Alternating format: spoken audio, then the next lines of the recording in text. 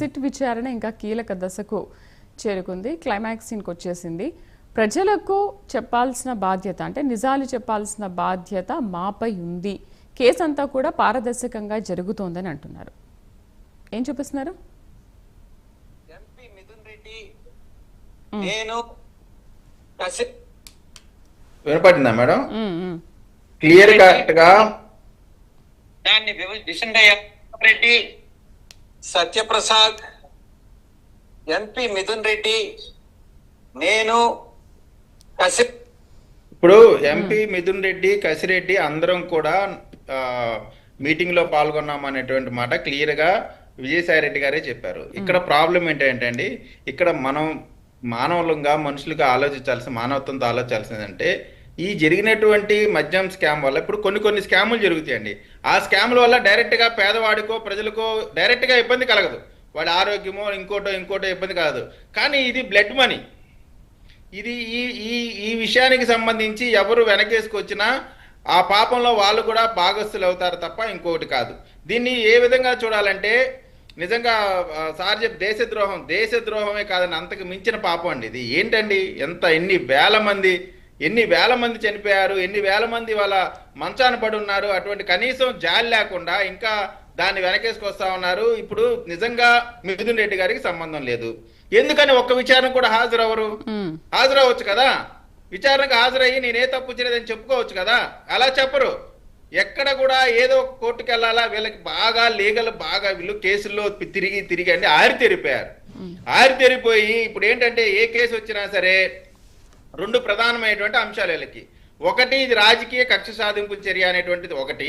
రెండోది కోర్టుల్లో ఉన్నటువంటి అంశాలన్నిటిని కూడా వాడుకొని దాన్ని ఏదో విధంగా బయటికి రావాలా లేదా ఊరటలు పొందాలా అనేటువంటి దానిపైన వీళ్ళు పిహెచ్డీలు చేశారు. కాబట్టి వీళ్ళు నేరాలకు సంబంధించిన అన్ని వ్యవహారాల్లో ఆరితేరారు. కాబట్టి వీళ్ళకి పెద్ద ఇబ్బంది ఏం కలగదు అనేటువంటి ఆలోచనలో ఉన్నారు. కానీ కానూన్ కా హాత్ బహుత్ లంబాయ్, మిమ్మల్ని ఎవ్వరు ఏమి వదిలిపెట్టే క్వశ్చనే లేదు.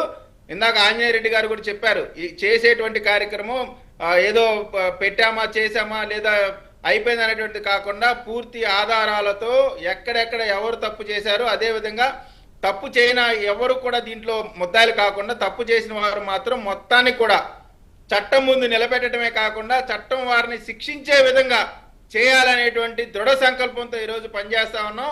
పేద ప్రజల పక్షాన వారి తరపున ఈ ప్రభుత్వం పనిచేస్తా ఉంది. ఈ లిక్కర్ స్కామ్ నిజంగా ఒకటే చెప్తానండి, ఇవాళ కరేపాకు కొంటే కూడా ఫోన్ పేలు డిజిటల్ ప్లాట్ఫామ్స్ వాడుతున్నటువంటి ఈ రోజుల్లో మందుకు సంబంధించి వందల వేల రూపాయలు కోట్ల రూపాయలకు సంబంధించి డిజిటల్ పేమెంట్ లేదంటేనే అక్కడే క్లియర్ గా అందరికి అర్థమైపోయింది అది పూర్తిగా స్కామ్ తో కూడుకున్నటువంటి ట్రాన్సాక్షన్ అనేటువంటిది. ఇంకా దాన్ని ఏ విధంగా వెనకేసుకొస్తా ఉన్నారు? అసలు అవసరం ఏముంది? కేవలం డబ్బు మాత్రమే అవసరం ఏముందంటే ఆ డబ్బు అంతా తీసుకొచ్చి మన బంగ్లాల్లో డంప్ చేసుకోవాలి కాబట్టి, క్యాష్ రూపంలో తీసుకుంటే దొరికిపోతారు కాబట్టి, అకౌంటబిలిటీ ఉంటుంది కాబట్టి, అకౌంట్ పరం అవుతుంది కాబట్టి, ఇది ఒక ప్లాన్ ప్రకారం ఆర్గనైజ్డ్ క్రైమ్ చేశారు. డబ్బు అంతా కూడా మళ్ళీ ఎక్కడో ఉంటే ఇబ్బంది అని చెప్పి జగన్మోహన్ రెడ్డి గారి ఇంటి పరిసర ప్రాంతంలో ఉన్న పేదల ఇల్లు మొత్తం కూడా ఎన్నికలకు ముందేమో మీ ఒక్క ఇల్లు కూడా కదిలించాము నేను ఇక్కడ ఉన్నప్పటికి కూడా అని ఎన్నికలకు ముందు ఇల్లు కట్టుకునే సమయంలో మాట ఇచ్చారు జగన్మోహన్ రెడ్డి గారు, ఆ కరకట్ట మీద ఒక్క ఇల్లు కూడా తొలగించనని.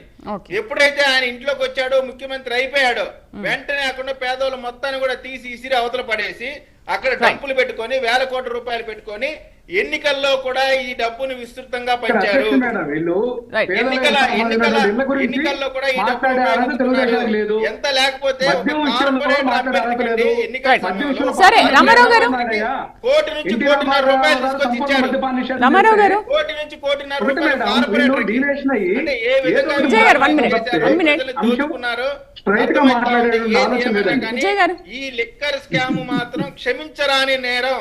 పాపం ఘోరం. ఎన్ని పేర్లుంటే అన్ని పేర్లు ఇది అర్హులేనండి. రామారావు గారు, మీరు ఎందుకు ఇప్పుడు 2014 నుంచి 18 వరకు టీడీపీ డిజిటల్ విధానాన్ని ఫాలో అయినప్పుడు మీ ప్రభుత్వం వచ్చిన తర్వాత దాన్ని ఎందుకు మాన్యువల్ విధానానికి మార్చుకున్నారు? కారణం ఏంటి? దాన్ని అలాగే కొనసాగించవచ్చు కదా. ఇక్కడ క్లియర్ గా 3 అంశాలు మేడం. మేము మా యొక్క మద్యం పాలసీ డిఫరెంట్. ఇక్కడ ప్రభుత్వమే మద్యం విక్రయాలు జరిపే అంశం ఒకటైతే, రెండోది నవ్వద్దు, వినండి బాబు, నవ్వద్దు, వినండి. నేనేమంటున్నానంటే దశల వారీగా మద్య నిషేధం చేపట్టాలని, ఈ యొక్క మద్యం విక్రయాలను తగ్గించాలనేటువంటి స్కోప్ లో అదొక అంశం అయితే, రెండోది డిజిటల్ పేమెంట్స్ కి అకౌంట్ వినలేరు మీరు, సబ్జెక్ట్ తెలియదు, వినరు. తెలుసుకో బాబు.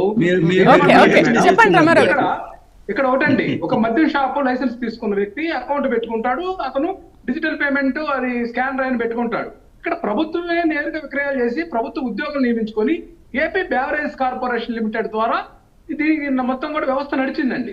దీన్ని ఇక్కడ స్కామ్ అంటానికి వీళ్ళు ఏంటంటే దుర్మార్గంగా గతంలో మీరు అసలు మాన్యువల్ విధానానికి ఎందుకు వచ్చారు, అదొకటి ఆన్సర్. అదే మేడం నేను చెప్తుంది. చిన్నది మనం కొనాలన్నా చిన్న సైకిల్ ఆటో నడుపుకునే వాళ్ళ దగ్గర కూడా ఈ రోజుల్లో డిజిటల్ ఉంది కదా.